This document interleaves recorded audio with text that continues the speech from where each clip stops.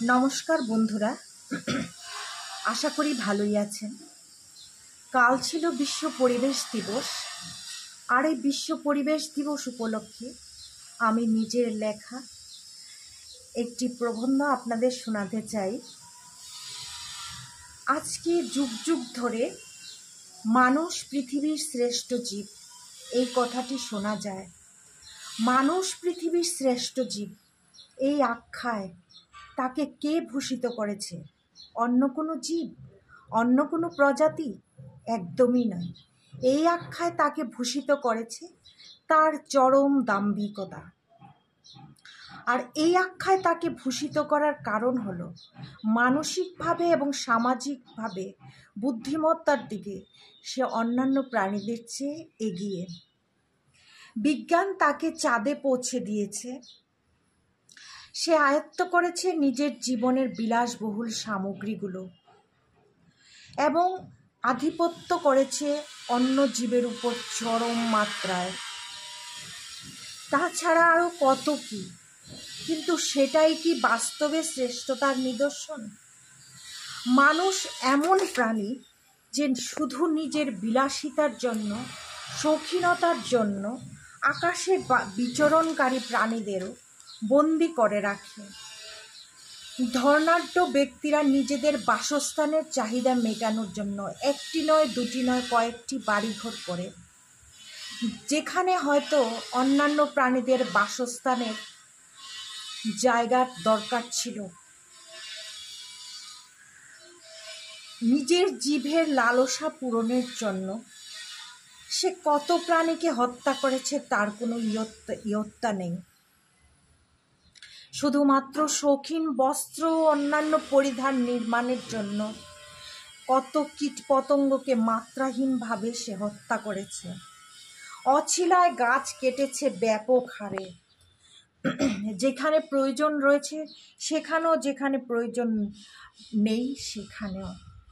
আর সেই গাছ কাটার ফলে কত প্রাণী নিজেদের বাসস্থানের সুযোগ হারিয়েছে এবং তারা হয়েছে নিঃস্ব ঘর ছাড়া। এ তো গেল অন্যান্য প্রাণীদের কথা। মানুষে মানুষে কি ভেদাভেদ নেই? অবশ্যই রয়েছে। মানুষে মানুষের তৈরি হয়েছে চরম ভেদাভেদ, ধর্ম নিয়ে, তারপর অর্থনৈতিক বৈষম্য, তারপর জাতির নিয়ে চরম ভেদাভেদ রয়েছে, চরম ঝগড়া, মারামারি ইত্যাদি। এক ধরনের মানুষ প্রচুর ধর্নাঢ্য অবস্থায় দিন কাটাচ্ছেন, আরেক ধরনের মানুষ রাস্তায়ও ঠাঁই পাচ্ছে না। এভাবেই চলছে মানব সভ্যতা। এবং এখন অনেকে প্রশ্ন করতে পারেন, তাহলে মানুষের কি বাসস্থান এবং বস্ত্র খাদ্যের প্রয়োজন নেই?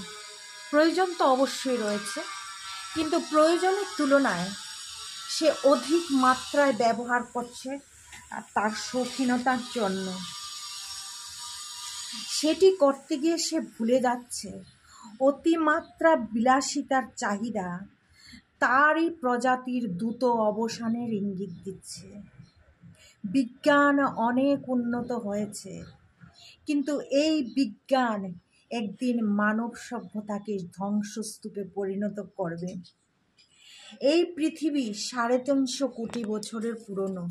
এই পৃথিবীতে কত প্রাণী, কত প্রজাতি জন্ম নিয়েছে এবং অছিলায় নিশ্চিহ্ন হয়ে গেছে। একদিন মানুষও এভাবে অছিলায় নিশ্চিহ্ন হয়ে যাবে। প্রকৃতির কিছু আসবে যাবে না, সেই ধ্বংসস্তূপের থেকে অঙ্কুরোদ্গম হবে নতুন কোনো প্রজন্মের, নতুন কোনো প্রজাতির। আজকের দিনে প্রতিটি মানুষের দায়িত্ব রয়েছে প্রকৃতির প্রতি। শুধু গাছ লাগানো কর্তব্য নয়, জনসংখ্যা নিয়ন্ত্রণ, যে হারে জনসংখ্যা বৃদ্ধি পাচ্ছে, আজ থেকে এখন পর্যন্ত পৃথিবীতে প্রায় 3,500 কোটি গাছ কাটা হয়েছে এবং হেক্টর হেক্টর জমি প্রতিদিন নষ্ট হচ্ছে। জঙ্গল অছিলায় কাটা হচ্ছে। এগুলোর থেকে বিরত থাকা দরকার। একটি গাছকে বাড়তে কত বছর সময় লাগে, আমরা আধ ঘন্টার মধ্যে তাকে কেটে দেই। দূষণ থেকে রক্ষা পাওয়ার জন্য নদী নালা সব কিছুকে পরিষ্কার রাখুন। উৎসবের নামে, শুধুমাত্র উৎসবের নামে আমরা পৃথিবীতে যে পরিমাণ দূষণ করছি বলে লাভ নেই। নিজের চাহিদার রথকে একটু শান্ত করুন এবং অল্পতে সন্তুষ্ট থাকুন। আমাকে শোনার জন্য আপনাদের সবাইকে ধন্যবাদ।